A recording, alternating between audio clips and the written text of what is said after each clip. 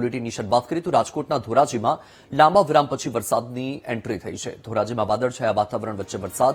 ધોરાજી શહેર અને ગ્રામ્યમાં વરસાદ ખાબક્યો. વરસાદને પગલે ખેડૂતોમાં ખુશીનો માહોલ છે. ખેડૂતોના પાકને વરસાદથી જીવનદાન મળશે.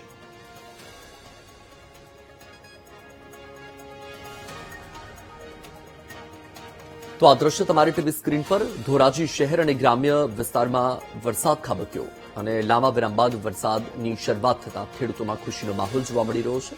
છેલ્લા કેટલાક દિવસથી વરસાદે વિરામ લીધો હતો. ફરીથી વરસાદની શરૂઆત થઈ છે. વાદળછાયા વાતાવરણની વચ્ચે વરસાદની એન્ટ્રી થતાં ખેડૂતોમાં ખુશી છે, કારણ કે ખેડૂતોનો જે પાક છે એ પાકને વરસાદના પાણીથી જીવનદાન મળશે. આપને જણાવી દઈએ કે રાજ્યમાં ફરી વરસાદની આગાહી કરવામાં આવી છે અને ગત રોજથી રાજ્યમાં ફરીથી વરસાદની એન્ટ્રી જોવા મળી રહી છે. છેલ્લા 24 કલાકની અંદર 95 તાલુકામાં વરસાદ પડી ચૂક્યો છે. ત્યારે દ્રશ્ય તમારી ટીવી સ્ક્રીન પર ધોરાજી શહેર અને ગ્રામ્ય વિસ્તારમાં પણ વરસાદનું આગમન થયું છે અને તેના કારણે જગતનો તાત હાલમાં ખુશખુશાલ જોવા મળી રહ્યો છે.